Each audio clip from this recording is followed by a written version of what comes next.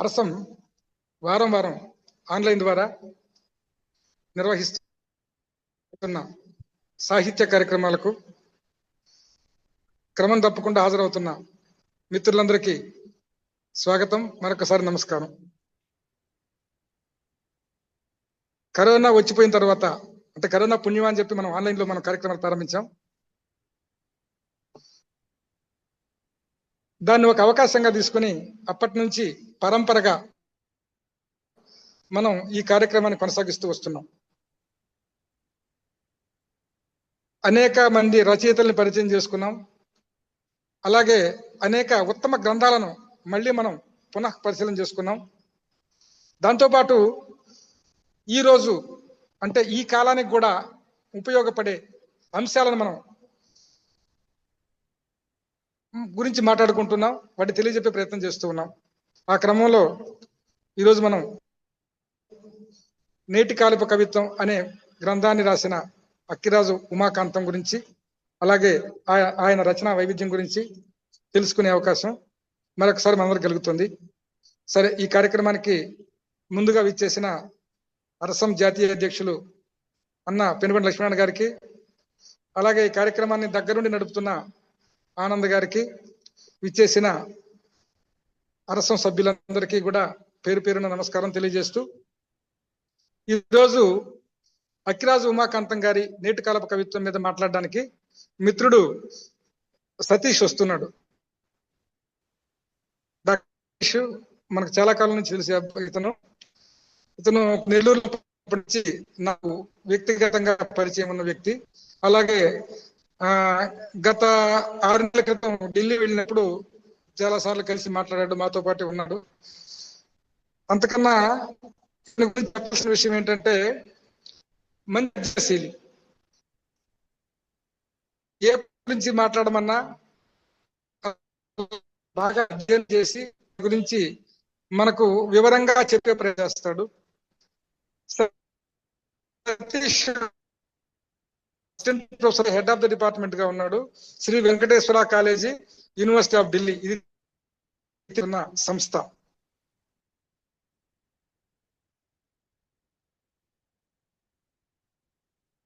ఏమైంది? అయ్యో,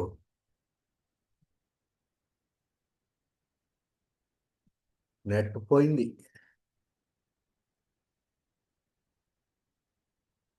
యశ్వరెడ్డి గారు, మీరు మ్యూట్లోకి వెళ్ళారండి. వినిపిస్తుంది అన్నమాట? వినిపిస్తుంది, మాట్లాడండి.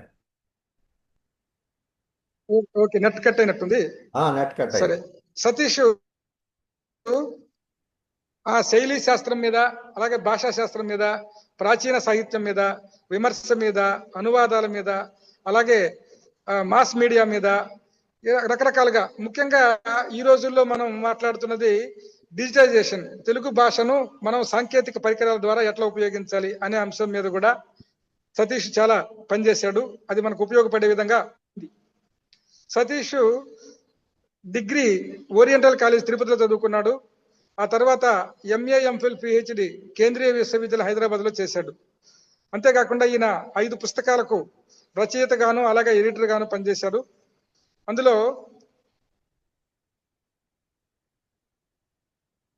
కవితా తత్వ విచారం కట్టమంచి రామలింగారెడ్డి గారి పుస్తకాన్ని మోడర్నైజ్ చేశారు, దాని మీద కూడా ఇతను పనిచేశాడు. అలాగే దాంతోపాటు చేకూరు రామారావు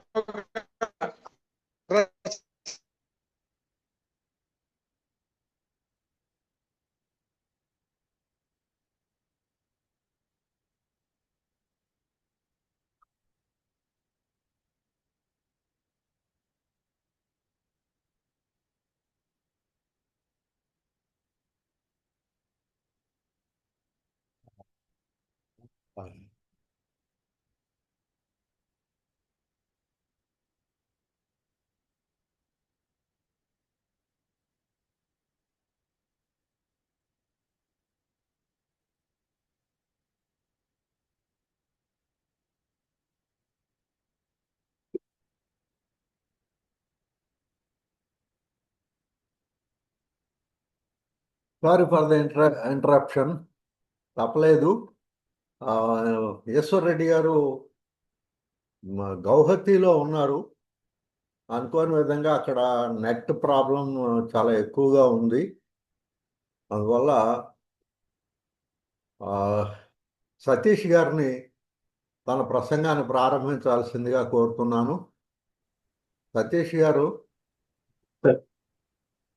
మీరు ఏమనుకోవద్దు, అక్కడ కొంచెం నెట్ ప్రాబ్లం ఉంది, అనుకోకుండా జరిగింది. సతీష్, నాకు నెట్ ప్రాబ్లం ఉంది సతీష్. నేను ప్రస్తుతం గౌహతిలో ఉంటాను, ఐఐటిలో. ఎంతవరకు? ఓకే, నీకు స్వాగతం. అలాగే సార్, థ్యాంక్ యూ. అందరికీ నమస్తే. హైదరాబాద్ లో పడే వర్షాలకు ఢిల్లీలో ఉండే నాకు కాస్త దగ్గు జలుబు వచ్చింది. ఒకవేళ ఈ మాట అక్కిరాజు ఉమాకాంతం కనుక వింటే, అరే హైదరాబాద్ లో వర్షాలు పడితే ఢిల్లీలో నీకు జలుబు ఎలా వస్తుంది అని ఆక్షేపిస్తాడు. దానికి వారం రోజుల ముందు, అయ్యా నేను హైదరాబాద్ వచ్చాను అని చెప్పాను అనుకోండి, మళ్ళీ ఆయన మాట అంటాడు, వారం రోజులుగా నీకు జలుబు దగ్గు ఉంది, దాన్ని తగ్గించుకునే ప్రయత్నం చేయలేదు కాబట్టి లోపల నీదే అని మళ్ళీ ఆక్షేపిస్తాడు అక్కిరాజు ఉమాకాంతం. ఎందుకంటే నాకు జలుబు దగ్గు ఉంది కాబట్టి ఈ ప్రసంగంతో పాటు కాస్త మీరు శ్రోతలు కూడా భరించాల్సి వస్తుంది. ఈ శైలి ఎందుకు చెప్పాను అంటే, అక్కిరాజు ఉమాకాంతం కనుక ఉంటే ఆయనకి ఏ విషయం చెప్పినా దాన్ని తర్కబద్ధంగా ఆలోచిస్తాడు, తర్కబద్ధంగా విశ్లేషిస్తాడు. ఆయన మాటల్లో కూడా తర్కం ఉంటుంది. ఆయన గొప్ప తార్కిక కాబట్టి ఆయన శైలి కాస్త సరదాగా చెప్పే ప్రయత్నం అంతే. పుస్తకం నేటి కాలపు కవిత్వం.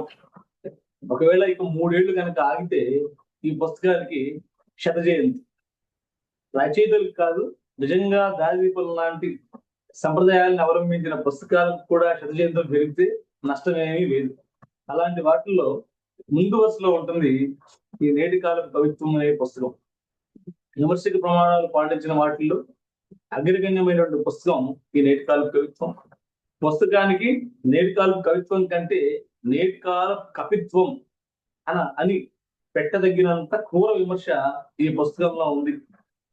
నేటి కాలపు కవిత్వం అక్కిరాజు ఉమాకాంతం రాసిన విమర్శ గ్రంథాన్ని ప్రత్యేకంగా చెప్పక్కర్లేదు. కానీ ఈయన గుంటూరు జిల్లా పల్నాడు తాలూకా గుత్తికొండ గ్రామంలో లక్ష్మమ్మ లక్ష్మీనారాయణ అనే దంపతులు పుట్టారని చెప్పుకోవడమే తప్ప ఆయన ఎప్పుడు పుట్టాడు అనడానికి మనకు తగిన సాక్ష్యాధారాలు కానీ ఆధారాలు కానీ ఏమీ లేవు. పోనీ ఆయన 1942లో మరణించాడు అని చెప్పుకుంటాం, కానీ 1942లో ఎప్పుడు మరణించాడు అని చెప్పడానికి కూడా ఇప్పటి వరకు ఉమాకాంతం మీద పరిశోధన చేసిన వాళ్ళు కానీ వ్యాసాలు రాసిన వాళ్ళు కానీ ఎక్కడా ప్రస్తావించలేదు.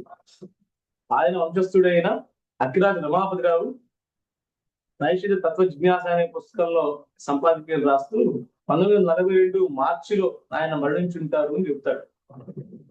ఇంత అరవీర భయంకరుడు లాంటి విమర్శకుడు అవాళ చనిపోతే కనీసం ఆయన ఎప్పుడు చనిపోయారు అనే వివరాలు కానీ, ఆయన ఎప్పుడు పుట్టారనే వివరాలు కానీ ఇప్పటికీ మనం తెలుసుకోలేకపోతున్నాం. బహుశా అప్పటి దినపత్రికలు లాంటివి కానీ, సాహిత్య పత్రికలు లాంటివి కానీ మనం తిరిగేస్తే ఈ సమాచారం కాస్త దొరికే అవకాశం ఉందేమో అని నాకు అనిపిస్తుంది. పోతే ఈయన శతావధానం చేశాడు, కలకత్తాలో సంస్కృతాన్ని అధ్యయనం చేశాడు, తర్కం ప్రత్యేకంగా గురువు దగ్గర నేర్చుకున్నాడు.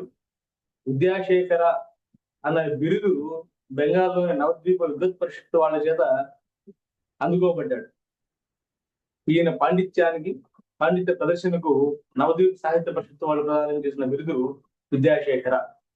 కాబట్టి ఆయన పేరు తర్వాత అక్కిరాజు ఉమాకాంత విద్యాశేఖర్ అని ఇంగ్లీష్ లో, విద్యాశేఖరులు అని తెలుగులో పుస్తకాల్లో కనిపిస్తూ ఉంటుంది, వ్యాసాల చోటు కూడా కనిపిస్తూ ఉంటుంది, పత్రికల్లో ఉన్న వ్యాసాల్లో. ఇకపోతే ఈయన రచయిత, విమర్శకుడు, కథలు రాశాడు, చాలా అనువాదాలు చేశాడు. ఆర్యుడు అనే కలం పేరుతో కథలు కూడా అనువాదాలు చేశాడు, స్వయంగా ఈయన కథలు రాశాడు.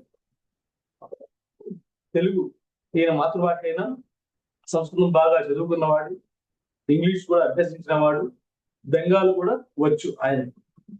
నిజానికి అక్కిరాజు ఉమాకాంతం గురించి వాళ్ళ వంశస్థులు కూడా తెలిసిన వివరాలు చాలా తక్కువ. అక్కిరాజు రామాపతిరావు నైషికత్వ జిజ్ఞాస పుస్తక సంపాదకీయంలో అంటాడు, చాలా వాటిని అలా వినేవాళ్ళం, అలా మా కుటుంబాల్లో చర్చించుకునేవాళ్ళు, అలాంటి వాక్యాలు చాలా చోట్ల ఉంటాయి. అంటే ఆ 2 తరాల తర్వాత అతనైనా కూడా ఆయన తెలిసిన వివరాలు కూడా చాలా తక్కువ. ఒకవేళ మా అమ్మ ఉంటే కొన్ని వివరాలు చెప్పేదేమో అని ఆయన అనుకుంటాడు. ఇంకో విషయం ఏంటంటే అక్కిరాజు రమాపతిరావు గారి వ్యక్తిగత జీవితం కాస్త ఒడిదుడుకులతో కూడుకుంది.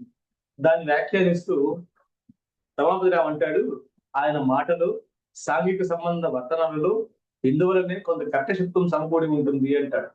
ఆయనకు 3 పెళ్లిళ్ళు, కొడుకు, ఒక కూతురు. వాళ్ళు కూడా చిన్న వయసులోనే చనిపోయారు. కాబట్టి ఆయన వ్యక్తిగత జీవితం అంత సాఫీగా జరిగినట్టుగా సంసార జీవితం కానీ సాఫీగా జరిగినట్టుగా లేదు. చిన్నప్పటి నుంచి ఆయనకి అనారోగ్యం ఒకటి. ఇకపోతే వృత్తి, ఆయన బెజవాడ కన్యకా పరమేశ్వరి హిందూ పాఠశాలలో ఉపాధ్యాయుడిగా పనిచేసి దాని తర్వాత ఆయన కలకత్తా వెళ్ళి సంస్కృతం చదువుకున్నాడు. కలకత్తా నుంచి రాగానే ఆంధ్ర శాస్త్ర పరిషత్తులో మేనేజర్ గా కొంతకాలం పనిచేశాడు.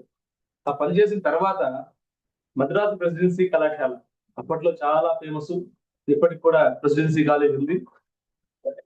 అందులో తెలుగు శాఖలో పనిచేయడం అంటే చాలా మంది పండితులు, చెన్నై సూర్య లాంటి వాళ్ళు కూడా పనిచేసిన వారు, వావిలాల సుబ్బారావు లాంటి వాళ్ళు పనిచేసిన వాళ్ళు చాలా అప్పటి ఉన్నత పదవిగా చూసేవాడు తెలుగు సాహితీ లోకంలో.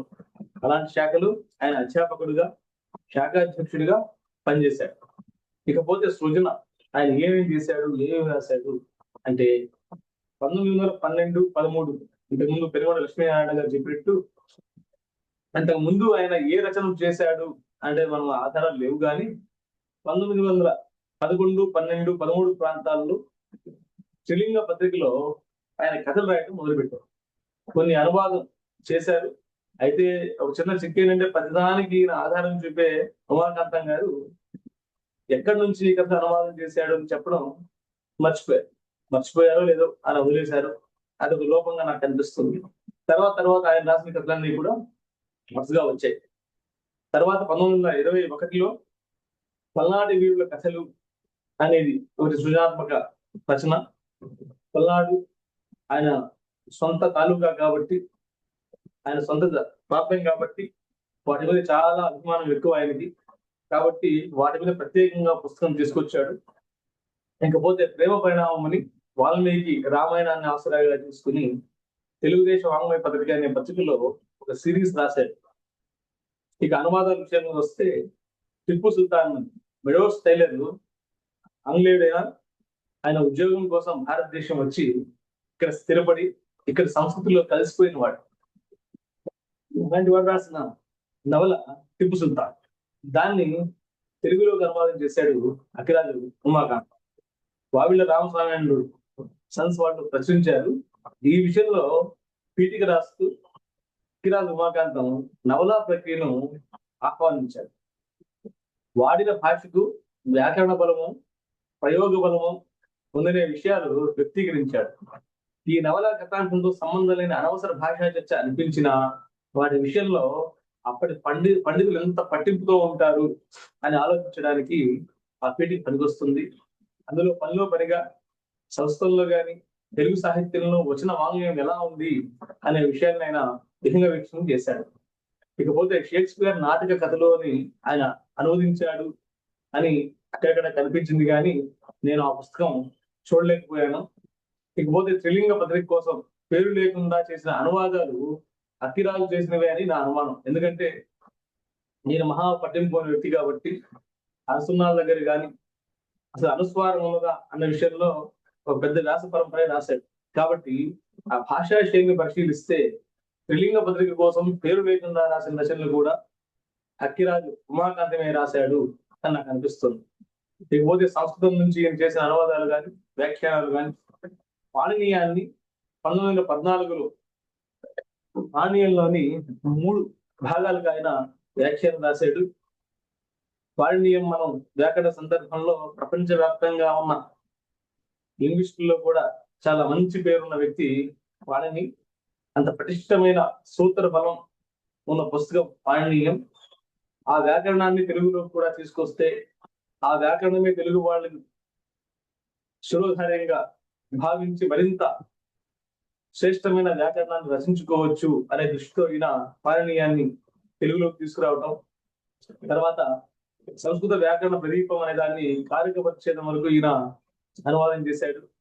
అలాగే చంద్రాలోకం అనే దాన్ని అప్పయ్య దీక్షితుడు చంద్రాలోకాన్ని 1927లో ఈయన తెలుగు భావాలు తాత్పర్యాలతో అనువాదం చేశాడు. ఇకపోతే అన్నిటికంటే ఎక్కువగా పల్నాటి వీర చరిత్ర అనే పుస్తకం ఇవాళ మనం చూస్తున్నాం.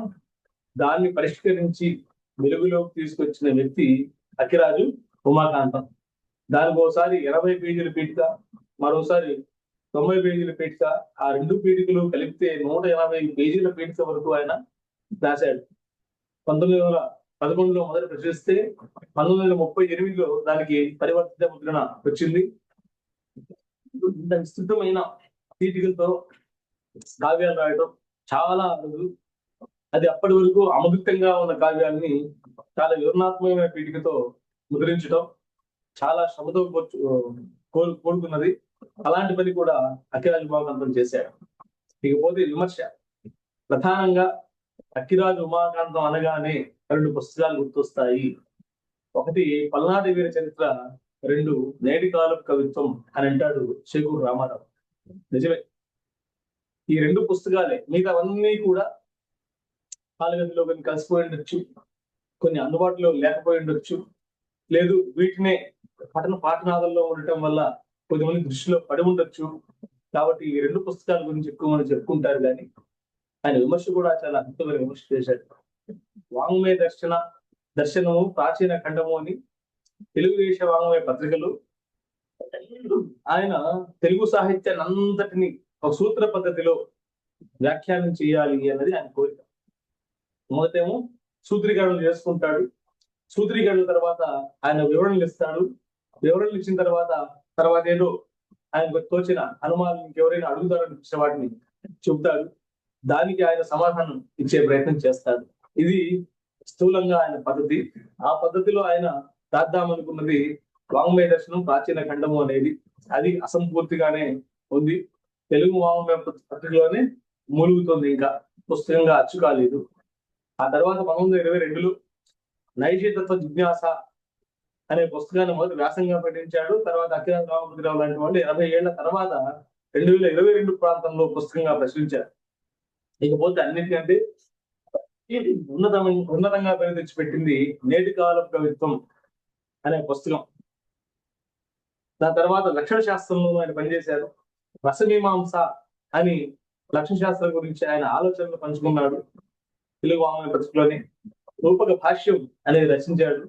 తర్వాత తెలుగుదేశం చండాలరు అనే వ్యాసాలు, ధర్మశాస్త్ర సంబంధి వ్యాసాలు కూడా రాశాడు. ఇకపోతే త్రిలింగ పత్రికకు సంపాదకుడుగా 1913-14 ప్రాంతాల్లో ఆయన వ్యవహరించాడు. ఈ త్రిలింగ పత్రిక అప్పట్లో వావిళ్ళ వారంటే ప్రచురణలో చాలా పేరు పొందిన ప్రచురణాలయం వాళ్ళది, వావిళ్ళ వారిది. అలాంటి వాళ్ళు మొదలుపెట్టిన పత్రిక త్రిలింగ పత్రిక. ఆ పత్రికకు చాలా సమర్థవంతంగా సంపాదకుడిగా వ్యవహరించిన వాడు అక్కిరాజు ఉమాకాంతం. దానికి త్రిలింగ అని పేరు పెట్టింది కూడా ఈయనే.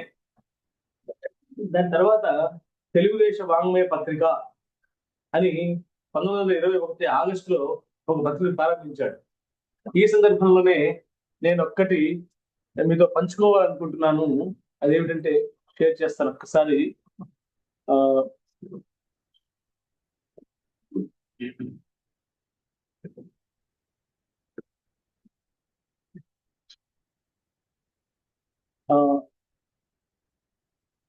సార్ కనిపిస్తుంది అనుకుంటాను. అక్కిరాజు ఉమాకాంతం గారి వ్యాసాలని ఎక్కడైనా దొరుకుతాయేమో, ఎక్కడైనా పట్టికిచ్చారేమో మనం చూసినట్టయితే ఇక్కడ మీకు కనిపిస్తుంది చూడండి. తెలుగు రచయితలు రచనలు అన్న పుస్తకంలో కూడా ఆయన కేవలం 5 వ్యాసాలను మాత్రమే అక్కడ ఇచ్చారు. ఇకపోతే వ్యాస రచన సూచి అనే పెద్ద గ్రంథంలో కూడా చాలా కొన్ని ఉన్నాయి. దాని తర్వాత పల్నాటి వీర చరిత్ర ద్వితీయ ముద్రణలో ఆ పుస్తకం వెనక ఈ వివరాలు ఇచ్చారు. ఉమాకాంత విద్యాక్షేపంలో వారి కృతులు అని ఈ రచనల వరుసంతా ఇచ్చారు.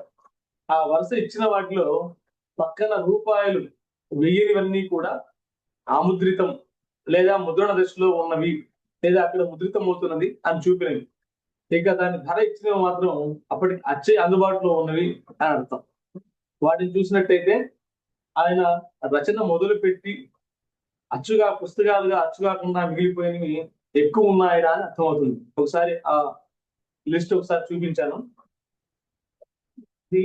ఇకపోతే ఇంకా ఆశ్చర్యకరమైన విషయం ఇంకోటి ఏంటంటే, ఇది ఇప్పుడు చూపిస్తుంది తెలుగుదేశ వాంగ్మయ పత్రిక అంటే దాని పేరేం పెట్టారో ఒకసారి చూడండి. ఇంగ్లీష్ లో the literary journal of Telangana, Telugu Desam అంటే తెలంగాణ అనే పేరుని అద్భుతంగా 1921 నాటికి వాడిన వాడు అక్కిరాజు ఉమాకాంతం. అదేమిటయ్యా, ఆయనకి తెలియదా తెలంగాణ అంటే ఏంటి, తెలుగుదేశం అంటే ఏంటి, ఇప్పుడు తెలుగుదేశం ఏంటి, ఇప్పుడు తెలంగాణ ఏంటి, ఆంధ్రులు ఎవరు, తమిళనాడులో ఉన్న ఆంధ్రులు ఎవరు, ఇలా విమర్శ చేసుకుంటూ పోతే మనం చాలా విషయాల్ని ప్రస్తుత సందర్భంలో కూడా మాట్లాడుకోవాల్సి వస్తుంది. గుంటూరులో పుట్టిన అక్కిరాజు ఉమాకాంతం చెన్నై ప్రాంతంలో ఉద్యోగిస్తూ అక్కడి నుంచి ఒక పత్రిక నడుపుతూ తెలుగు వాళ్ళకి సాహిత్యం పట్ల అభినవేశము లేదంటే అనురాగము లేదా ప్రచారం కల్పించాలన్న ఉద్దేశంతో మొదలుపెట్టిన పత్రిక ఆయన పెట్టిన పేరు the literary journal of Telangana. Telangana అనేది తెలుగుదేశానికి అంతటికీ వర్తించే పేరు అని అక్కిరాజు ఉమాకాంతం వంటి పండితుడు ఒప్పుకొని ప్రారంభించిన పత్రిక ఇది. కాబట్టి తెలుగు వాళ్ళంటే తెలంగాణలు వేరు, ఆంధ్రులు వేరు, ఆంధ్రులు అంటే ఆంధ్ర ప్రాంతంలో ఉన్నవాళ్ళు, తెలంగాణలో ఉన్న వాళ్ళే తెలంగాణీయులు లేదా తెలంగాణ వాళ్ళు అని ఈవేళ మనం ప్రత్యేక రాష్ట్ర సందర్భంలో సరే రాష్ట్రం కోసం ఏం చర్చించుకున్నా కూడా అందుకు మించిన చరిత్ర గాని, లోతు గాని, విస్తృతి గాని సాహిత్యంలో పేర్కొంటూ ఇద్దరిని కలిపే ఒకే జాతిగా గాని, ఒకే భాషీయులుగా గాని, ఒకే ప్రాంతీయులుగా గాని చెబుతూ వచ్చారు. సరే, చారిత్రక కారణాల వల్ల ఒకే రాజ్యంగా పరిపాలించలేకపోవచ్చు, అనేక రాజ్యాలుగా ఉండొచ్చు. కానీ ఈ సందర్భంలో ఇలాంటి పండితుడు తెలుగుదేశం అనడానికి తెలంగాణ అనే ఒక పదాన్ని ఆయన వాడారు. ఈ పత్రిక కూడా చాలా మంది చూసే అవకాశం లేదు. దాదాపు 3 ఏళ్ళు ఈ పత్రిక నడిస్తే మనకు దొరుకుతున్న 4 సంచులు కూడా దొరకట్లేదు. కాబట్టి ఈయన ఎంత రచన చేశాడు అనే అనుమానం వస్తే ఇదిగో ఇలా ఇన్నే రాశాడు అక్కిరాజు ఉమాకాంతం అని చెప్పడానికి ఖచ్చితంగా ధైర్యం సరిపోవట్లేదు. ఎందుకంటే ఆయన రాసినవన్నీ కూడా దొరకట్లేదు కాబట్టి ధైర్యం సరిపోవట్లేదు. ఎవరైనా పరిశోధన చేసి అక్కిరాజు ఉమాకాంతం గారి రచనలన్నీ కూడా ఒక సమగ్ర సంపుట్ల, ఇప్పుడు చాలా మంది వ్యక్తుల రచనలు చాలా సమగ్ర సంపుట్లు వస్తూనే ఉన్నాయి.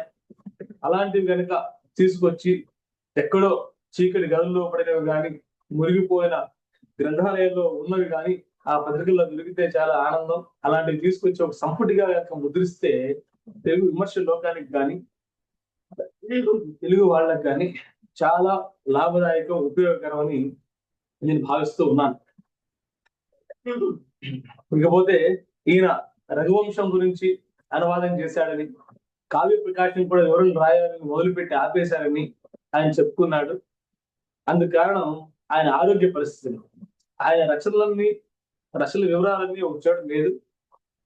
చేకూరు రామారావు మాట అంటాడు, ఉమాకాంతం గారి రచనలపై సమగ్ర సమీక్ష జరగలేదు, సంపూర్ణమైన అంచనా రాలేదు. ఆయన రచనలు దొరికినంత వరకు బ్రాకెట్ లో ఆయన చెప్తాడు అన్ని దొరకవు అని. ఖచ్చితంగా తెలుసు ఆయన అప్పటికి. పరిశీలిస్తే ఆయన తెలుగు సాహిత్యంపై నిర్దిష్టమైన అభిప్రాయాలు, విలక్షణమైన ఆలోచనలో ఉన్నట్టు తెలుస్తుంది. ఆయన రచన అన్నింటా తెలుగు సాహిత్య స్థితిని గురించి ఆవేదన కనిపిస్తుంది. ప్రచురణ వివరాలు దొరకలేదు కానీ రమాపతిరావు గారి సౌజన్యం వల్ల ఆయన చిన్న చిన్న వ్యాసాలు కొన్ని దొరికాయి అని 1994 నాటికి చేకూరి రామారావు పేర్కొన్నారు. అయితే నేను అసలు వాళ్ళు ఉమాకాంతం గురించి కాస్త మాట్లాడాలి మీరు అన్నప్పుడు నాకు అప్పటికే ఉమాకాంతం గారి నేరుగాల కవిత్వమో 1, 2 చదివాను కాబట్టి గుండె దిగులు పెట్టింది. అదే ఉమాకాంతం మన తెలుగు లక్ష్మణ అంటూ ఆయన బస్తీ మీద సవాల్ ఉన్నాడు చూసావా, నిజంగా అలా బస్తీ మీద సవాల్ విసరగలిగిన విమర్శకులు తెలుగు సాహిత్య లోకంలో చాలా చాలా చాలా తక్కువ. అలా మనం వేళ్ల మీద లెక్క పెట్టుకోగలిగితే అక్కిరాజు ఉమాకాంతం తర్వాత నాకు కనిపించే మరో విమర్శకుడు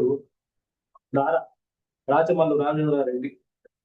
ఆ తర్వాత నాకు అలాంటి సంప్రదాయం కనిపించదు, అలాంటి వాళ్ళు కనిపించదు. బహుశా నా పరిధి కావచ్చు, లేదా నా అభిరుచి కావచ్చు, లేదా నా అభిప్రాయం కావచ్చు, అలాంటి విమర్శకులు నాకు కనపడలేదు.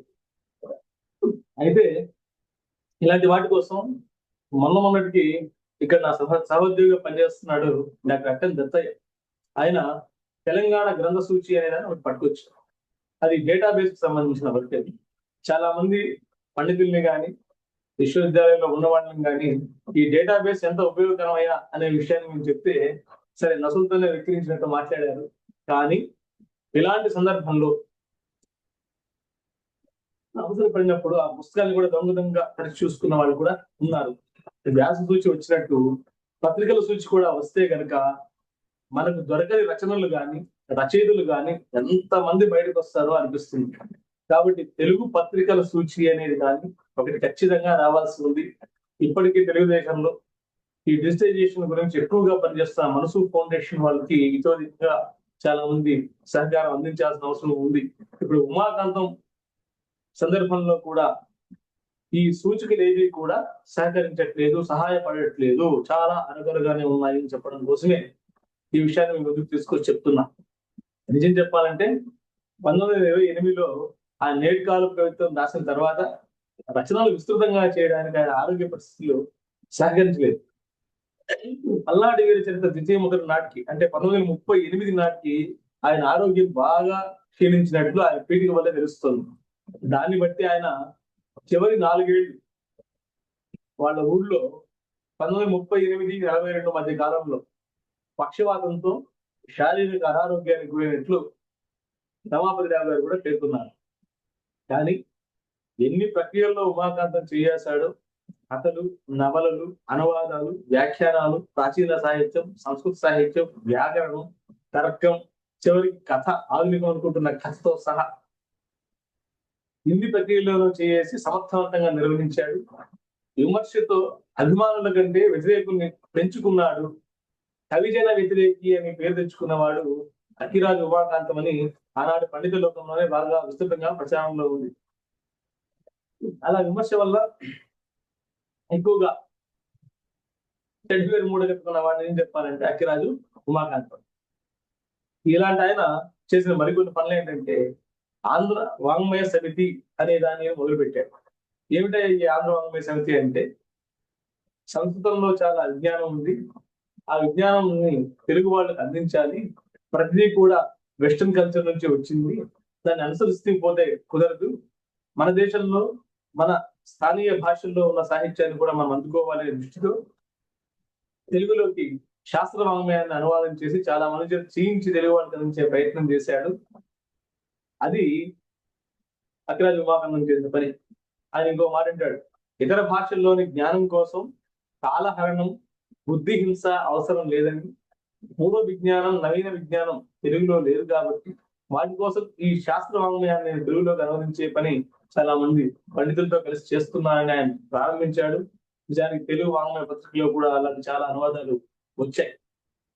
తెలుగులో శాస్త్ర వాంగ్మయానికి అవసరం అనడానికి ఇప్పటి వాళ్ళని కూడా మనం చాలా శాస్త్రం సంబంధించి, శాస్త్ర సాంకేతికతకు సంబంధించి ఇంగ్లీష్ పుస్తకాల మీద ఆధారపడుతున్నాం కానీ తెలుగులో తీసుకురావడం చాలా తక్కువ అనే విషయాన్ని అప్పటికే ఉమాకాంతాన్ని గుర్తించి ఆ ప్రయత్నాలు చేశాడన్న విషయాన్ని మీ దృష్టికి తీసుకొస్తున్నాను. ఆయన విమర్శక దృష్టి ఎలా ఉంటుంది అని చెప్పడం కోసం 2 విషయాలు చెప్పి ముందుకెళ్తాం. ఉమాకాంతం ఆధునిక సాహిత్య ద్వేషి అని చాలా సార్లే విన్నాం. నేను కాలేజీ చదివే రోజుల్లో కానీ, డిగ్రీలో కానీ, తర్వాత యూనివర్సిటీ ఆఫ్ హైదరాబాద్ లో విమర్శ గురించి పాఠం చెప్పే క్రమంలో కానీ, లేదా ప్రసంగాలు వినే కాలంలో కానీ ఉమాకాంతం ఆధునికత లేదు, ఆయన అభిప్రాయాల్ని ఒప్పుకోలేము అని చాలా మంది అన్నారు. కానీ అది ఎంత మాత్రం సరైనది కాదు అని వాటికి కొన్ని ఆధారాలు చెబుతాను.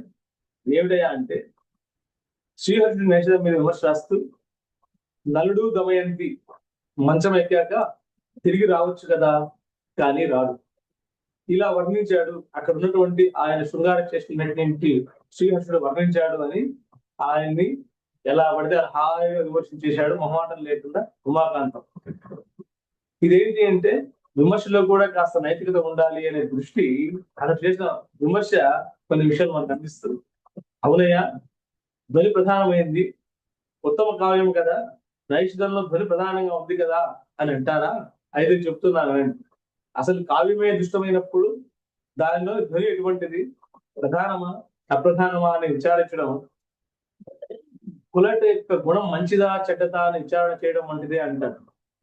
ఆయన దృష్టి అర్థం అవడం కోసం మాత్రమే ఆయన వాడే పదాలు ఎంత తీక్షణంగా ఉంటాయి అనే విషయం అర్థం కావడం కోసం ఈ ఉదాహరణ ఇస్తున్నాను. వచన రచన ఎక్కువగా ఉన్న కాలంలో శాస్త్రాలని వచనంలో రాయక పద్యంలో చెప్పడం బుద్ధి జాడ్యం అంటాడు. ఏం చెప్పాలంటే పిడుగు రామమూర్తి పంతులు లాంటి వాళ్ళు కానీ వ్యవహారిక భాషోద్యమం లాంటి వాళ్ళు ఇప్పటికే వచ్చిన కాలంలో, దాని పద్యానవాదాలు విస్తృతంగా వస్తున్న కాలంలో అంత మహా పండితుడై ఆయన అన్న విషయం ఏమిటి అంటే, ఆ జ్ఞానం సాధారణ ప్రజలకు అందాలంటే అది వచనంలో ఉండాలి, పద్యంలో కాదు అని చెప్పిన వ్యక్తి.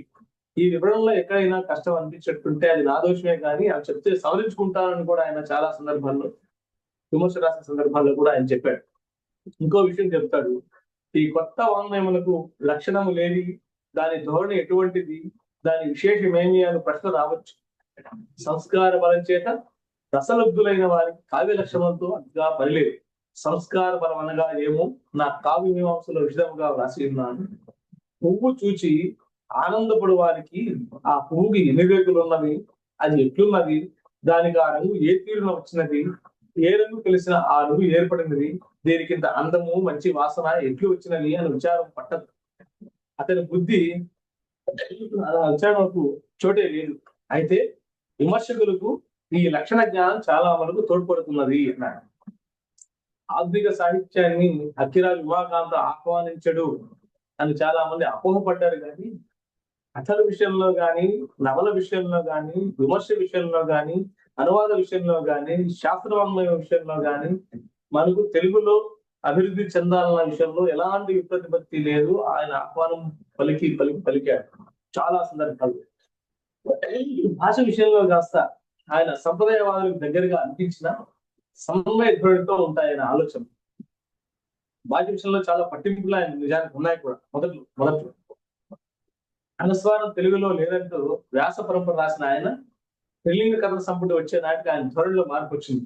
కారణం ఏంటంటే గురజాడ అప్పారావు గారితో ఆయన కలవడం, మద్రాసులో కొన్ని సందర్భాల్లో మాట్లాడుకోవటం, ఆయన గాంధీవాదానికి గట్టిగా మాట్లాడితే గురజాడ అప్పారావు గారు అన్నారట, అయ్యా మీరు వయసులో చిన్నవాళ్ళు, జయంతి రామయ్య పంతుల వంటి పండితులకి వయసులో పెద్దవాడికి చూపుతూనే అర్థం చేసుకోవడానికి కాస్త సమయం తీసుకుంటున్నారు, మీరు ఇంకా వయసులో చిన్నవాళ్ళు, ఇంకా మీకు కాస్త సమయం పడుతుంది అన్నారు. కానీ చాలా తర్కబద్ధంగా ఆలోచించే ఉమాకాంతం దాన్ని వెంటనే అర్థం చేసుకున్నాడు. కాబట్టి కేవలం 4-5 ఏళ్ల తర్వాత వచ్చిన రచనల్లో ఆయన పంథా వదులుకున్నాడు. ఆధునిక భాషలో రాసే ప్రయత్నం చేశారు. సంస్కృతం ఇష్టం ఆయనకి. సంస్కృతమే రాష్ట్ర శృంఖలం నుంచి తెగనలుతుందనే నమ్మకం ఉమాకాంతానికి. తెలుగు అధికారికంగా గాని, అభివృద్ధి భాషికంగా గాని పూర్తి పూర్వం నుంచి లేదు అని ఆయన ఆధారంతో సహా నిరూపించాడు. ప్రాసాది నియమాలు పద్యాలకు పనికిరావు, తెలుగు పద్యం చెడిపోయింది అంటాడు. కాళిదాసాది కవులే శిరోధార్యము, సంస్కృత సాహిత్యంలో ఆనందవరుడి తర్వాత మంచి సాహిత్యం రాలేదు అనే స్థిరాభిప్రాయాలు ఉన్నవాడు. ఇలాంటి నియమాలు కొన్ని ఉమాకాంతానికి ఉన్నాయి. ఆ నియమాలతోనే ఆయన సాహిత్యం మొత్తాన్ని చూస్తారు. ఆ నియమాల పరిధిలోనే సాహిత్యం ఉండాలని కూడా అంటాడు. కొన్ని ఆయన అభిప్రాయాలతో మనం ఏకీభవించలేవి కూడా ఉంటాయి. ఏమిటయ్యా అవి? అన్నయ్యని పట్టుకొని ఆయన తమిళోడు అంటాడు, శ్రీనాథుడేమో కన్నడిగుడు అంటాడు. ఇలాంటి చాలా అభిప్రాయాలు ఉన్నాయి. అవన్నీ ఇప్పుడు మనం ఒప్పుకోకపోయినా కూడా ఆయన ఆధునిక దృష్టి ఎలా ఉంటుందంటే, కొన్ని వైరుధ్యాలు ఉన్నప్పటికీ కూడా ఆధునికతని ఆహ్వానించే ఇలా ఉంటాయి. పంచమకుల సంజాతుడైన ఒక వీరునికి ప్రత్యేకంగా వీరాలయంలో గుడి నిర్మింపబడి ఉంది. ఆహా, ఎంత శౌర్యము, ఎంత పరాక్రమము, ఎంత నిష్కలంకత, నిర్గుమాన తేజో విభాసులై అవ్యాజ విరాజితులై నిజధర్మ పథానుసారులు పుణ్య పురుషులు ఏ కులమున జన్మించిన నేను, ఏ దేశమున ప్రభవించిన నేను, సర్వజన పూజనీయులు అని. అప్పటికి చాలా మంది సంప్రదాయ పండితులు ఇంతటి ఆధునికతతో ఆలోచించే పండితులు తక్కువ.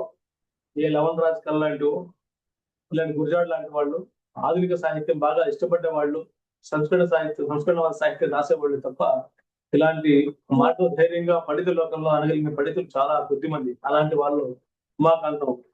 ఇకపోతే ఈ నేటి కాలపు కవిత్వానికి నేపథ్యం ఏమిటి ఆలోచిస్తే, తెలుగు సాహిత్య పరామర్శ సూత్ర పద్ధతిలో ఆయన చేయాలంటే ముందే చెప్పుకున్నాను కాబట్టి అందులోనూ ఆయన వరుసగా ఒక్కో అధ్యాయం, ప్రథమ అధ్యాయం, ద్వితీయాధ్యాయం, తృతీయాధ్యాయం అని రాసి అందులో సూత్రాల్లో ఆయన ఒక్కో వాక్యం మాత్రమే రాస్తాడు. మహా అయితే ఒక పంక్తి లేదా 2 పంక్తులు అంతే సూత్రం. ఆ సూత్రానికి ఆయన ఇచ్చే వివరణ గాని, దాని తర్వాత ఆక్షేపాలు ఆయన చెప్పుకోవడం గాని, దానికి ఆయన సమాధానాలు ఇవ్వడం గాని, ఇది బాగా విస్తృతంగా ఉంటుంది. నైషేధత్వ జిజ్ఞాస అనే పుస్తకం రాస్తూ ఆయన వ్యాసం రాస్తూ ఆ చివరిలో ఆయన అంటాడు మాట, భారతదేశ కవిత్వ ఆరోహణ అవరోహణ దశలు నా తలుపుకు వచ్చి చూడము అని అన్న తర్వాత ఇక నేటి కాలపు కవిత్వము అని అక్కడితో ఆ వ్యాసం ముగిస్తాడు. అంటే ఆయన ఎప్పటి నుంచో ప్రాచీన సాహిత్యం నుండి ఆధునిక సాహిత్యం వరకు విమర్శ రాయాలి అన్న ఆలోచన ఆయనకు ఉంది అనే విషయం ఈ వ్యాసం వల్ల తెలుస్తుంది. అది 1922లో వస్తే ఆ వ్యాసం 1928లో ఈ నేటి కాలపు కవిత్వం అనే పుస్తకం వచ్చింది. అంటే అంతకు ముందు నుంచి కూడా ఆయన ప్రణాళిక వేసుకోవటం, అంతకు ముందు కావాల్సిన సామాగ్రి అంతా తీసుకోవటం చేస్తూ ఉన్నాడు అనేది దీనికి అర్థమవుతుంది మనకు. అందులో ఆయన ఒప్పుకోవడంలో కూడా చాలా కండిషన్ కింద మనం ఒక చుక్క పెట్టి షరతులు వర్తిస్తాయి అని ఎలా అంటాము, అలా ఆయన మెచ్చుకున్న కవులకు కూడా ఆ షరతులు వర్తిస్తాయి. వేమన, పింగళి సూరణ, శ్రీనాథుడు లాంటి వాళ్ళు ప్రాచీన సాహిత్యంలో ఒప్పుకున్నా కూడా ఒక్కసారిగా అన్నింటిలోనూ ఒప్పేసుకోలేదు ఆయన. వాళ్ళు కూడా ఏ విషయంలో వాళ్ళు గొప్పగా ఉన్నారని ఆయనకు అనిపించిందో ఆ విషయం వరకు మాత్రమే వాళ్ళు ఒప్పుకున్నారు. వాళ్ళు అలా లేని వాటికి తూర్పాటు పెట్టాడు. కాబట్టి అన్కండిషన్డ్ బెయిల్ అంటే చూస్తారా ఇవాళ, అలాంటి పరిస్థితులు ఉమాకాంతం దగ్గర చెల్లవు. విషయ విమర్శ, వస్తుగత విమర్శ చేయడంలో ఉమాకాంతం చాలా ఆ పరిధిలోనే చూశాడు అనడానికి ఇవన్నీ మనకు పనికొస్తాయి. అప్పటికి భావకవిత్వం విస్తృతంగా వస్తుంది.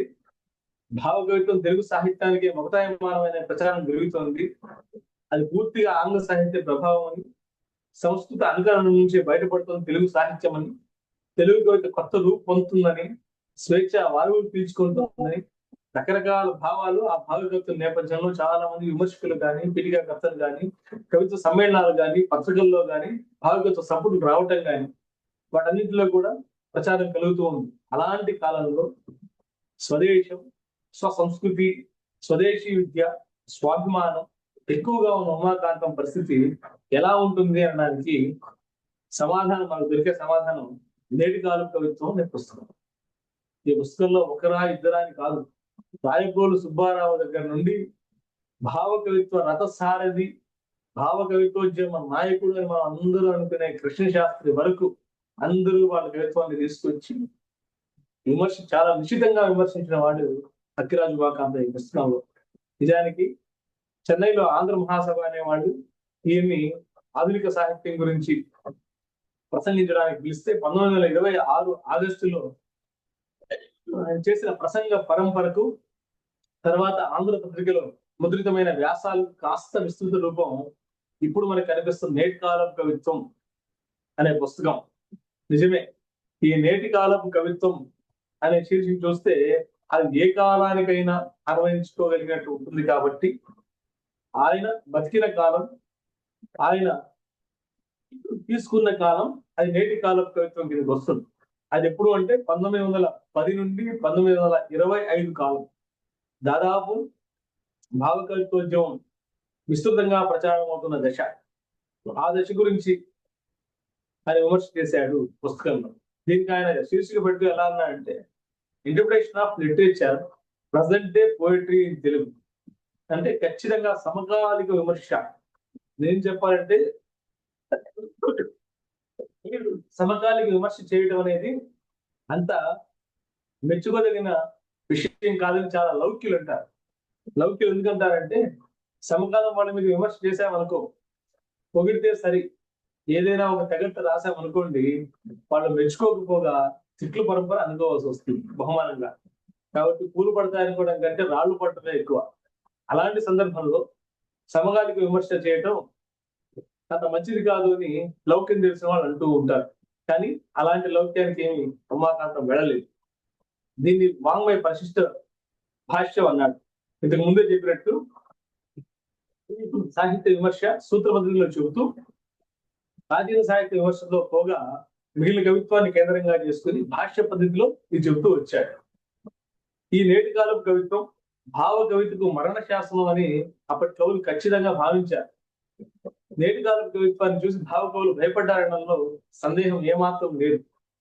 అందుకే భావ కవిత రసారి కృష్ణశాస్త్రి ఏమంటాడంటే, నేటి కాలపు కవిత్వం పుస్తకం వచ్చిన తర్వాత ఆయనతో వెళ్ళి ఒకసారి మాట్లాడొద్దామని ఆ సమకాలిక కవుని కొంతమంది వేసుకుని ఆయన ఇంటికి వెళ్తాడు. తిరువణికేళి అనే ఆ ప్రాంతంలో ఆయన ఇల్లు ఉంటాడు. ఇంటికి వెళ్ళి ఆయనతో ఏమని వాదిస్తాం మనం, వారిని చూసి నమః అని వచ్చేసాము, ఆయనకు సమాధానంగా మరిన్ని భావగీతాలు రాయడమే అనుకున్నాం అన్నాడు. అంటే సమకాలీన కవిత్వం మీద విమర్శ రాసే వాళ్లకు పూర్వ సాహిత్యం మీద విమర్శ రాసే వాళ్ళకంటే ఎక్కువ గిరాకీ ఉంటుందనే విషయం మనం సులభంగానే అర్థం చేసుకోవచ్చు. ఈ సంఘటన సమకాలీన కవిత్వం సమకాలిక విమర్శ అనే అంశంపై మరింత లోతుగా అధ్యయనం చేయడానికి, చర్చించడానికి ఆస్కారం ఇస్తుంది. సమకాలీన విమర్శ రాసే విమర్శకుల గిరాకీ, ప్రాచీన సాహిత్యం మీద విమర్శ రాసే విమర్శకుల గిరాకీ వేరువేరుగా ఉంటుంది. గిరాకీ అనే దాన్ని మీరు ఇంకో అర్థంలోనే కాకుండా సరైన అర్థంలోనే గ్రహించవచ్చు. పీఠికా పరమేశ్వరుల గురించి కూడా మనం ఇక్కడ గుర్తు చేసుకోవచ్చు. అప్పటి భావ కవిత్వానికి కట్టమంచి నవి కవిత్వానికి తల్లా వచ్చల, తర్వాత కాలంలో విశ్వనాథ, కోకు, కొందుర్తి, చీర, వివి, శివారెడ్డి, రాజపాడు ఇలా సాగుతూ ఉంటుంది అనమాట. ఇంకా సినారే విషయం సరే అందరికి తెలిసిందే. ఆయన పీఠికలో లేదా ముందు వాటిలో ఒక ముఖ రాసే వ్యవహారాలు తెలిసిందే. వాటి గురించి చర్చ అంతగా అవసరం లేదు. కానీ సమకాలీన విమర్శ గాని, సమకాలిక రచయితలు కానీ ప్రోత్సహిస్తున్నాం, ఆహ్వానం పలుకుతున్నాం. ముందు మాటలు రాసేవాళ్ళు చాలా మందే ఉన్నారు. వాటిలో సామంజస్యం, అసామంజస్యం కూడా ఉన్నాయి, రెండు ఉన్నాయి, అందులో అనుమానం లేదు. అలా సమకాలీన సాహిత్యంపై విమర్శ రాసి రాలయించుకున్న వాళ్ళు కనిపించే వాళ్ళు పెద్దన్న అక్కిరాజు ఉమాకాంతం. అలాంటి వాళ్ళు రారా. తర్వాత చీర ఇటీవల కాలం అంటే ఎప్పుడు కాదు కానీ 3 దశాబ్దాల కింద చీర కూడా వీడికి గురయ్యాడు. సరే, భావ కవిత్వంపై నేటి కాలపు కవిత్వం పుస్తకం రాయడంతో అక్కిరాజు ఉమాకాంతానికి కొందరు దూరం అయిపోయారు. దిగంబర కవిత్వంపై రారా చేసిన విమర్శ ఆయన లెక్క తప్పింది. ఏం చెప్పాలంటే, వీళ్ళ పూర్వ విమర్శకులకు దడుచుకుని రచనలు తగ్గించుకున్న వాళ్ళ సంగతి నాకు తెలియదు. కానీ ఆ విమర్శకులు ఉండటంతో ఒళ్ళు దగ్గర పెట్టుకుని సాహిత్య సృజన చేయాలనుకున్న వాళ్ళు మాత్రం బోల్డ్ మంది. ఏం చెప్పాలంటే, నిజాల గొడవల్లో పడి పరస్పర విరుద్ధ భావజాలం ఉన్న సాహితీవేత్తల పరస్పర విరుద్ధ సాహిత్య పఠనం, పరామర్శ, విమర్శ చేసుకున్న సందర్భాలు తక్కువ. ఉద్రిక్తత కంటే తార్కిక విమర్శ అందులో లోపించడం మనం వెంటనే అర్థం చేసుకోవచ్చు. ఇలాంటి సందర్భానికి నేటి కాలపు కవిత్వంలో అక్కిరాజు ఉమాకాంతం పాటించిన విలువలు కానీ, విమర్శక పద్ధతులు కానీ కొంతవరకు దారి చూపుతాయి. వాటిని పాటించాల్సిన అవసరం నేటి విమర్శక లోకంలో చాలా చాలా అవసరం అని మళ్ళీ నేను చెప్తున్నాను. ఈ పుస్తకం మొదటిసారి గ్రంథంగా 1928లో వస్తే, తెలుగు యూనివర్సిటీ వాళ్ళు 1944లో ప్రచురించారు. నిజానికి చేకూరు రామారావుకి భావ కవిత్వం అంటే చాలా ఇష్టం. దాని సంపాదకులుగా ఉన్న ఆయన భావ కవిత్వం, ఆయన సాన్నిహిత్యం కూడా ఉంది. అయినా ఉమాకాంతం విమర్శకులను ఒప్పుకుంటూ మంచి సంపాదక పీఠిక రాశాడు. సరిగ్గా ఇలాంటి మనస్తత్వం ఇప్పుడు మనకు అవసరం. తెలుగు, సంస్కృతం, ఇంగ్లీషు ప్రస్తావన ఉమాకాంతం ఆ గ్రంథంలో రాశాడు. గ్రంథం ఆరంభంలోనే సంకేతాల వివరణ ఇచ్చాడు. గ్రంథం చివరిలో ముఖ్య పదసూచి పుట సంఖ్య ఇచ్చాడు. తప్పొప్పుల పుట కూడా ఒక పేజీ ఇచ్చాడు. ఇది స్థూలంగా నేటి కాలపు కవిత్వానికి ఉన్న భౌతిక స్వరూపం. ఇక ఆధునిక సాహిత్యాన్ని ఆయన సూత్రరూప విమర్శ చేయడానికి ఒక ప్రణాళిక వేసుకున్నాడు. దానికి ఆయన పేరు వాంగ్మయ సూత్ర పరిశిష్టం అనే పేరు. దాన్ని 3 భాగాలు అనుకున్నాడు, అంటే 3 అధ్యాయాలు. ప్రథమాధ్యాయంలో నేటి కాలపు కవిత్వం, ద్వితీయాధ్యాయంలో నేటి కాలపు కృతి రచన, తృతీయాధ్యాయంలో నేటి కాలపు విద్య అని 3 భాగాలుగా రాయాలని అనుకున్నాడు. కానీ మనకి ఇప్పుడు దొరుకుతున్న పుస్తకం కేవలం ప్రథమాధ్యాయానికి సంబంధించి మాత్రమే, నేటి కాలపు కవిత్వం అనే పుస్తకం. మళ్ళీ ఈ నేటి కాలపు కృతి రచన, నేటి కాలపు విద్య అనే దానికి కొన్ని సూత్రాలు మొదలు కనబడుతున్నాయి. కానీ తర్వాత ఆయన భాష్యం మాత్రం రాలేదు. ఈ పుస్తకంలో నేటి కాలపు కవిత్వంలో 34 అధికరణలుగా ఆయన విభజించాడు. నేటి కాలపు కవిత్వం పుస్తకానికి ఈ ప్రణాళిక, ఈ అధికరణ పేరుతో ఇలా వస్తాయి. ఒకసారి ప్రతి అధికరణాన్ని మనం చెప్పుకోలేం కాబట్టి ఒకసారి ఆ అధికరణల పేర్లు చెప్తాను, స్థూలంగా మనకు వెంటనే అర్థం అవడం కోసం. 1 నూతనత్వాధికరణం, విస్తరాధికరణం, వికారాధికరణం, నామాధికరణం, ఊగుడు మాటల అధికరణం, నిదర్శనాధికరణం, తత్వ జిజ్ఞాసాధికరణం, అయోమయత్వాది అధికరణం, పురుముడు ఘటనాధికరణం, శబ్ద వాచ్యతాధికరణం, దృష్టి విచారాధికరణం, వ్యతిక్రమాధికరణం, భావకావ్యాధికరణం, జానపద పాత్రాధికరణం, శృంగారాధికరణం, క్షుద్రకావ్యాధికరణం, అనౌచిత్యాధికరణం, తత్వాధికరణం, వనకావ్యాధికరణం, నాయకాధికరణం, దయాధికరణం, స్థిత్యధికరణం, ఉద్దేశాధికరణం, గీతాధికరణం, భావనాధికరణం, ఉపోద్ఘాతాధికరణం, దోష సామ్యాధికరణం, చిహ్నాధికరణం, గుజ్జధికరణం, ప్రజాధికరణం, సమకాలాధికరణం, ప్రకాశాధికరణం, ఇచ్ఛాధికరణం, సంస్కారాధికరణం. ఇది ఆయన అధికరణాలుగా భాగాలుగా స్థూలంగా చెప్తుంది. వాటి శీర్షికలు కనుక మనం చూసామంటే కొంతవరకు మనకు అర్థమవుతుంది. ఇంకోటి, ప్రాచీన సంప్రదాయాన్ని తిరస్కరించడం వల్ల ఈ నూతన కవిత్వం వచ్చిందని గన, ఈ నూతన శకమని గన అంటే ఆయన ఎప్పుడు అసంబద్ధమని కొట్టిపడేస్తారు. దీన్ని నిజంగా ఈ పుస్తకంలో చెప్పిన వాటిన్నింటినీ కూడా నిజంగా మనం ఖండించాల్సి వస్తుంది అంటే అన్నిటినీ మనం నూతన దృష్టితో వచ్చినా సరే ఖండించడం చాలా కష్టం. ఎందుకంటే ఆయన వేసుకున్న ప్రణాళికే అలాంటిది అనమాట. ఒకవేళ నూతనత్వమే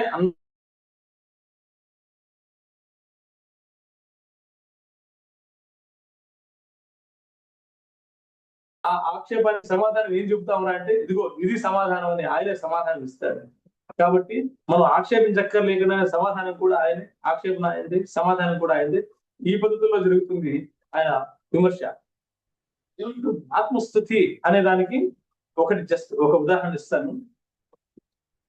దేవులపల్లి కృష్ణ శాస్త్రి కవితని ఇలా చెప్తాడు: చిత్తమానందమయ మరీచికల సోన, హృదయమానంద భంగ మాలికల దేల, కనుల ఆనంద జనితాశ్రు కణములు జగమునంద స్వేచ్ఛాగాన జరుల నిందు, విశ్వమే పరవశమై వెంటబాడ జగమునింద స్వేచ్ఛాగాన జరుల నిందు, మాయమయ్యేదను నా మధుర గానమున ఏను, స్వేచ్ఛ కుమారుడ నేను, జగన పద విహార విహంగమ పతిని నేను, మోహన వినీల జలధర మూర్తి నేను, ప్రళయ జంఛా ప్రపంచ స్వామి నేను అని రాసిన కవితను ఆయన అంటాడు. శోక భీకర తిమిర లోకైక పతిని, ప్రళయ ఝంజా ప్రభంజన స్వామిని అని ఎవరందరూ చెప్పినా ఆ స్వామి అని, ఆ భీకర పతి అని అనుకోలేకుండా ఉన్నాను. ఎందుకంటే ఆయన ఎందుకు ప్రభంజన స్వాము, ఎట్లా భీకర పదో తెలియదు కనుక వీటిని దండక మాటలు శబ్దవాచక అంటున్నాము అని కొట్టిపడేస్తాయి. అది వినడానికి శ్రావ్యంగా ఉండొచ్చు కానీ ఆ కవితలో ఆయన ఆపాదించుకున్నటువంటి అన్ని ఆ కవికి కనుక భావకవిని దృష్టిలో పెట్టుకుని ఆయన రాశాడు. కాబట్టి అంటే ఆ భావకవి ఎలా శోక భీకరులు మధ్య అవుతాడు, ప్రభంజన స్వామి ఎలా అవుతాడు అనేది కావాలని ఆయన తర్కంతో ముందుకు తీసుకొస్తాడు. ఈ భాగంలో భావకవిత్వం కొత్తదన్న కట్టముంచి కృష్ణ శాస్త్రి, పురాణం సూర్యశాస్త్రి, యజమూర్తి సత్యనారాయణమూర్తి, దశక సూర్యప్రకాశరావులు లాంటి వాళ్ళు చెప్పిన వాటన్నిటినీ కూడా ఖండిస్తూ పోతారు. ఆ ఖండించడానికి ఆయన ఎంచుకున్న సూత్రాలు ఏంటి తెలుసా? మాగుడు, ఆనందవర్ధనుడు, కాళిదాసు, వాక్యపదీయుడు, భీమన, కుమార సంభవం, వసుచరిత్ర, రాజశేఖరుడు కావ్యమీమాంస ఇలాంటివి ఎన్నో ఆయన పట్టుకొచ్చి ఇదిగో మీరు చెప్పింది ఇక్కడ ఉన్నాయి కదా అని 1000, 2000, 1500 సంవత్సరాల పూర్వ గ్రంథాల్లో వాళ్ళు లక్ష గ్రంథాల్లో కానీ కావ్యాల్లో కానీ అక్కడక్కడ చెప్పిన దాన్ని తీసుకొచ్చి సహాయకంగా పట్టుకొస్తాడు.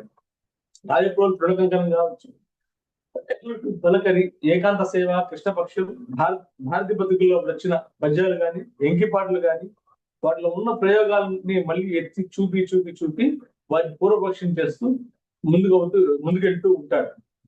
ఒకవేళ ఆ ఛందస్సుల్లో ఆయన కొత్త ఛందస్సు కదా, పద్యాలు రాశాడు కదా అన్నా వరకు ఇదిగో కొత్త ఛందస్సు ఏమి కొత్తది కాదు, ఇదిగో పాదుగురికి సోమన్ రాశాడు, అంతకుముందు చాటువులు ఉన్నాయి, అంతకుముందు ప్రాసులు లేని ఉన్నాయి, ద్విపద సాహిత్యం ఉంది, ఇలా అనుకోవడం అజ్ఞానం, భ్రమ, అవివేకం అని దోష విచారణ చేస్తూ ముందుకెళ్తాను అంటాడు.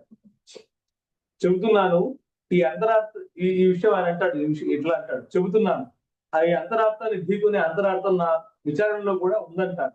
మీరు ఇది విప్పి నేను ఇది విప్పుతానంటాను. ఆ మాటలు తలా తోకా లేదు. ఏమైనా అంతరార్థం ఉంటే దాన్ని ఎందుకు కప్పిపెట్టేవలే అని ప్రశ్నిస్తున్నాను.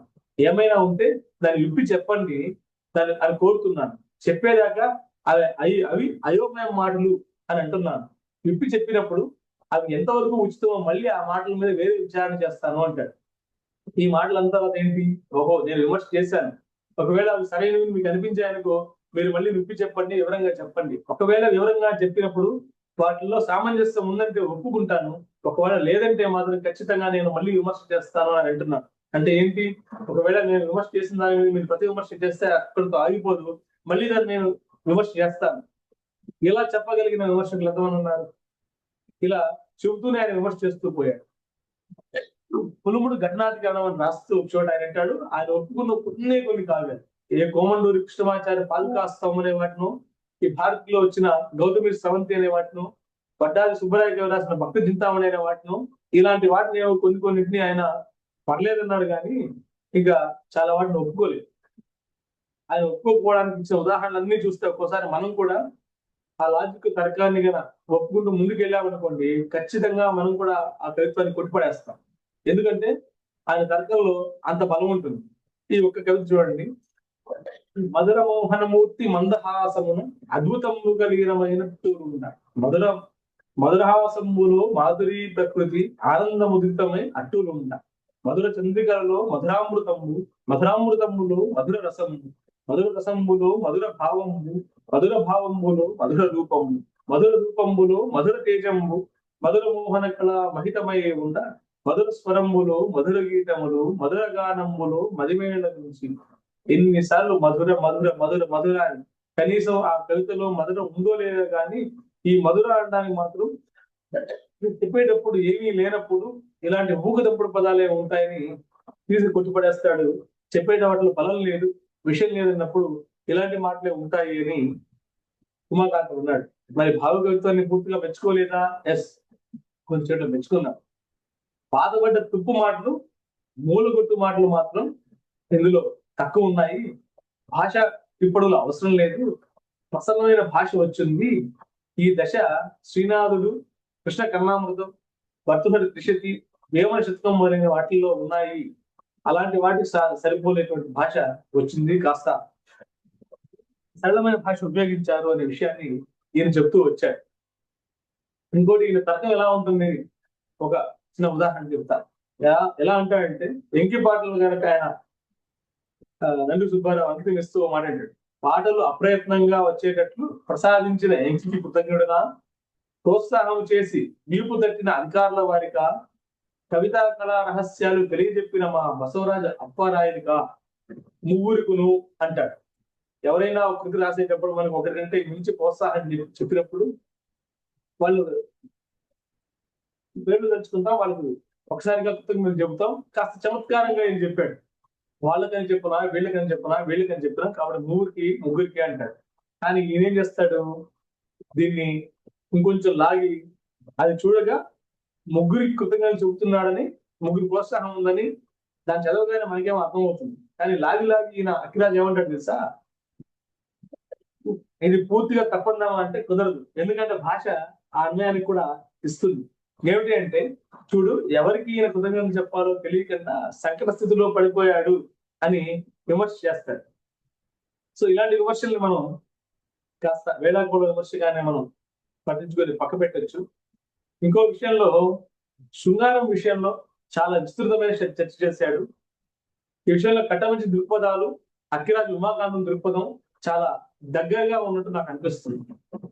ఆడ సంయోగం గురించి కానీ, మగ సంయోగం గురించి కానీ పరామర్శ చేస్తాడు. ఇక్కడ అది ప్రకృతి విరుద్ధం, అసంబద్ధం, అయోమయమని కొట్టిపడేస్తాడు. దృష్టి విచారణ అధికారంలో కూడా ప్రేయసి భార్య పట్ల అధిక ప్రేమ విరహాలను ప్రదర్శించడం సంకుచిత దృష్టి అంటాడు. ఇలాంటి అభిప్రాయమే అభ్యుదయ కవులు కూడా ఉందంటన్న సందేహం నాకేమీ లేదు. దీని లాంటి వాళ్ళు కూడా ప్రేమ కవిత ఎవరికి ఇష్టం ఉండదు అని ఆయన ఎక్కడో ఇంటర్వ్యూలో అన్నట్టు నాకు గుర్తు. ప్రేమ కవిత, ప్రేయసి ఎవరికి చేయదు, వాళ్ళ అనుభవాలు వాళ్ళకు ఉంటాయి. కానీ వాళ్ళకున్న లక్ష్యం ఆ సమాజంలో అప్పటికి అవసరమైన మేరకు దృష్టిలో ఉంచుకొని వాటిని వాళ్ళు తగ్గిస్తూ వేరే వాటిని ముందుకు తీసుకొస్తూ ఉంటారు. ఇక కాస్త ముగింపులోకి వెళ్దాం. నిజం చెప్పాలంటే అక్కిరాజు ఉమాకాంతంది ఒక విచిత్రమైన మనస్తత్వం. ఏమిటి అంటే, ప్రాచీన భారతీయ సంప్రదాయం ఆయన శిరోధార్యం అని చెబుతూ జానపద సంప్రదాయంలో ఉన్న పల్నాటి వీరగాథను సేకరించి ఒక అద్భుతమైన సాహిత్యం, తెలుగు సాహిత్యంలో వచ్చిన వాటిని అద్భుతమైన సాహిత్యంగా వాడు తీసుకొస్తాడు. చాలా మంది ప్రాచీన సాహిత్యాన్ని కానీ సంస్కృత సాహిత్యం కానీ శిరోధార్యంగా భావించిన వాళ్ళు జానపద సాహిత్యాన్ని పట్టించుకోరు. కానీ అక్కిరాజు ఉమాకాంతం మాత్రం ఆ రెండింటి సమన్వయాన్ని కూడా తీసుకొచ్చి ముందుకు పెట్టారు. నేను ఇంకో మాట, కమ్మవారు అని ఒక శీర్షిక కింద పత్రికలో ఒకటి రాస్తూ అభివృద్ధికి సంబంధించి కానీ, రెండు వర్గాలకు సంబంధించి కానీ, ఆర్థికకు సంబంధించి ఒక ప్రస్తావన తీసుకొస్తాడు. ఏమిటా అంటే, అభివృద్ధిని కోరువారు రెండు విధములుగా ఉన్నారు. పూర్వులు గొప్పవారు, మనము హీన దశకు వచ్చి తిని మరల ఆ దశకు పోవలను అనువారు ఒకరు. ప్రపంచంలో నాగరికత కాలక్రమణ హెచ్చుచుండను, మనకంటే అదిగో ఆ జాతి హెచ్చుగా ఉన్నది, దానిని మించవలను అని ప్రయత్నం చేయవారు రెండవ వారు. మొదటి వారు కంటే రెండవ వారు వివేకులు అని ఆయన ఒప్పుకుంటున్నారు. మొదటి వారి దృష్టి వెనుకకు పోవచ్చున్నది, రెండవ వారి దృష్టి ముందుకు పోతుంది. వెనుకటి వారు గొప్పవారంటే ఆ కాలం వాళ్ళు గొప్పవారే ఉండవచ్చు, ఆ గొప్పతనము ఈ కాలమున కొద్దితనముగానే అగపడవచ్చు. కరుణ వృక్షం అంటే ఫలాన్నిచ్చే చెట్టు ఫలప్రాప్తి కోరును కానీ వెనుకకు పోయి మొక్క అవ్వాలి అని పూర్వుల ఎందుకు గౌరవం ఉచితమే కానీ పూర్వులం కావాలనుకోవటం ఉచితం కాదు అని తెలుగు పత్రికకు ఆయన రాసిన ముందు మాటలు చెబుతాడు. కాబట్టి ప్రాచీన సాహిత్యం ఎంత గొప్పదైనా ఇప్పటికి ఏ మేరకు నిలుస్తుంది, ఇప్పటికి ఏ మేరకు అవసరం అవుతుంది వాటిని తీసుకోవాలనే దృష్టి ఆయనలో కూడా ఉందనే విషయం మర్చిపోనక్కర్లేదు. ఎందుకంటే సంస్కృత సాహిత్యంలో కూడా వాల్మీకి, వ్యాసుడు, కాళిదాసుడు, భౌముది లాంటి కొంతమందిని ఒప్పుకున్నారు కానీ మాగుడు లాంటి వాడి కానీ శృంగార నేషనల్ లాంటి కావ్యాలను కూడా తీసి పడేశాడు ఆయన. అందులో ఏమి ఆయన మొహాన్ని పెట్టుకోలేదు. సంస్కృతమైన ప్రాచీన తెలుగు సాహిత్యమైన ప్రధానంగా ఆయన విమర్శ నైతిక విమర్శ. ఆ నైతిక విమర్శ దృష్టిలో పెట్టుకుని చేస్తే ఆయన అన్నం అన్ని కరెక్టే అని మనకి ఇప్పటికీ నిజంగా చాలా విషయాల్లో అనిపిస్తుంది. మహా అయితే ఉమాకాంతం 1912 నుంచి 20 వద్ద 16 ఏళ్ళు ఆయన సాహిత్య కృషి చేశాడు. ఆ 16 ఏళ్ళు చేసిన సాహిత్య కృషి గొప్పదని ఇవాళకి మనం చెప్పుకుంటున్నాం. మిగతా రచనలు మనకు ఎక్కువ దొరకట్లేదు. సర్వ దేశాలకు ఈ అభిప్రాయం ఏంటంటే సర్వ దేశాలకు అన్వయించే సత్యాలతో గర్వితమై ఈ భారతీయ సాహిత్య విచారణ ఉంది, దాన్ని విషదపరిచి నా నిర్ణయాలు తెలిపాను. అవి అసత్యమని ఎవరైనా వాదిస్తే వాటికి సమాధానం ఉంటే చెబుతాను, లేదా నా మాటలు అసత్యమని ఒప్పుకొని వారి వాక్యాలను వినయంగా శిరసావహిస్తాను అని మాత్రం మనవి చేస్తున్నాను. ఇలాంటి అభిప్రాయం మనం భావజాల దృక్పథంతో కానీ ఉద్యమ వైరుధ్యం ఉన్న దృక్పథాలతో విమర్శ చేసేవాళ్ళు కానీ మనం చాలా తక్కువగా చూస్తాం. ఇలాంటి అవసరం ఈ సందర్భంలో ఇంకా ఎక్కువ ఉంది. అక్కిరాజు ఉమాకాంతం మీద చాలా విమర్శ కూడా తక్కువ వచ్చిందని చెప్పాను కదా. ఘట్టమరాజు అశ్వత్థనారాయణ గారు ఇటీవల మూసీ పత్రికలో అక్కిరాజు ఉమాకాంతం గురించి రాస్తూ ఒక మాట అన్నాడు. తెలుగు సాహిత్యానికి పట్టుకొమ్మ అయిన ఆ చెన్నపురి నగరంలో బస్తీమే సవాల్ అంటూ తొడలు కట్టి హూంకరించిన విద్యాశేఖర అక్కిరాజు ఉమాకాంతం పంతులు గారిని ఆ కాలంలో ఎదుర్కొనగలిగిన కవిసింహాలు, పండిత వృషభాలు, విద్వన్ మత్తేఫాలు కానరాకపోవడమే ఆశ్చర్యం. నిజానికి అప్పుడు కవులుగా చెప్పిన వాళ్ళంతా కూడా చెన్నైలో ఉన్నారు. చెన్నైలో ఈయన విమర్శ అలాంటి సూటిపోటు మాటలతో అంటుంటే ఆయనకి సమాధానం ఇచ్చిన విమర్శ అస్సలు కనపడదు. ఎక్కడో ఒకటి రెండు జయంతి రామయ్య పంతులు గారి ప్రస్తావనలను ఒకటి రెండు వస్తాయి కానీ నేరుగా అక్కిరాజు ఉమాకాంతాన్ని పేరు పెట్టి కానీ ఆయన విమర్శను పేరు పెట్టి కానీ అస్సలు విమర్శలు కానీ నాకు ఇప్పటి వరకు కనిపించవు. అంతటి అరవీర భయంకర విమర్శకుడు అక్కిరాజు ఉమాకాంతం. ఎందుకు అంటే ఆయన చదువుకు కానీ ఆయన పాండిత్యానికి కానీ ఆయన పాటించిన విమర్శ ప్రణాళికకు కానీ దడుచుకునే మిగతా వాళ్ళు సమాధానం ఇవ్వలేదని నా అభిప్రాయం. చివరిగా ఒక మాట అంటాడు, నిర్భీకత కాలానికి ఎదురీదే లక్షణం. ఆయన కృషి, చెప్పే విషయంలో నిజాయితీ, స్పష్టత, సుడిదనం, సహేతుకమైన వాదపటిమ ఆయన నిర్ణయాలకు మించి విలువైనవి అంటారు. అవును, నా అభిప్రాయం కూడా ఇదే. నిజానికి విషయాల్లో కానీ భావాల్లో కానీ దృక్పథాల్లో కానీ ఏవైనా భిన్నాభిప్రాయాలు ఉండొచ్చు, వాదులాడుకోవచ్చు.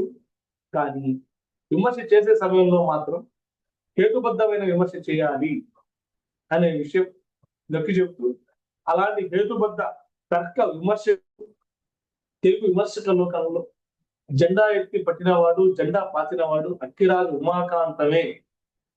అలాంటి ఉమాకాంతం పాటించిన విలువలు గాని పద్ధతులు గాని ఇప్పటి వరకు ఎక్కువ విమర్శ లోకంలో ప్రచారం కాలేదు, పాటించలేదు అని మళ్ళీ మళ్ళీ చెబుతూ అక్కిరాజు ఉమాకాంత విమర్శక పద్ధతుల్ని నేటి కాలంలో మరీ మరీ అవసరమని మళ్ళీ నొక్కి చెబుతూ అలాంటి అక్కిరాజు ఉమాకాంతానికి నమస్కరిస్తూ నాకు ఈ అవకాశం ఇచ్చిన అరసం ఆంధ్రప్రదేశ్ అభిదర్శన సంఘానికి కృతజ్ఞతలు తెలుపుతూ ఇక్కడితో స్వస్తి సెలవు.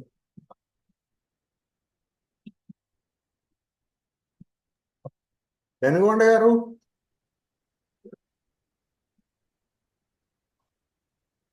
పెనుగొండ గారు మ్యూట్లో ఉన్నారు, మ్యూట్లో ఉన్నారు అన్నా.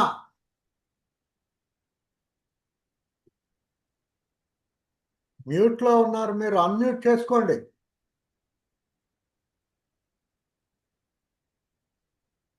ఇప్పుడు అయ్యానా? Unmute okay. అయ్యాను.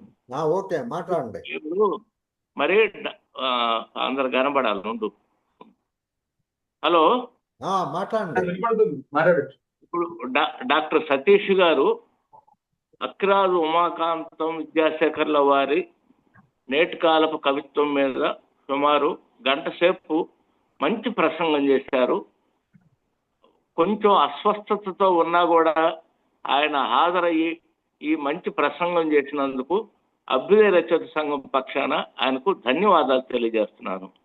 నాకు మధ్యలో మన సోదరుడు ఈశ్వర్ రెడ్డి ఫోన్ చేసి, నేను అస్సాంలో ఉన్నాను, అక్కడ ఈ సిగ్నల్స్ ప్రాపర్గా లేవు అన్నా, నువ్వు ముగించు అని నాతో చెప్పాడు. మీరు కూడా ఆ బాధ్యత నాకు అప్పచెప్పారు. అక్కిరాజు ఉమాకాంతం గారు గొప్ప విమర్శకుడు, ఆయన విద్యాశేఖరుడు, ఇవన్నీ చాలా గొప్పగా ఆయన ముగించారు. నేను అక్కిరాజు ఉమాకాంతం గారి చిన్న కథల మీద 2003లో ఒక వ్యాసం రాశాను. అదేంటంటే ముందు ఒక విషయం ఏంటంటే, ఆయన 1889లో పుట్టాడు.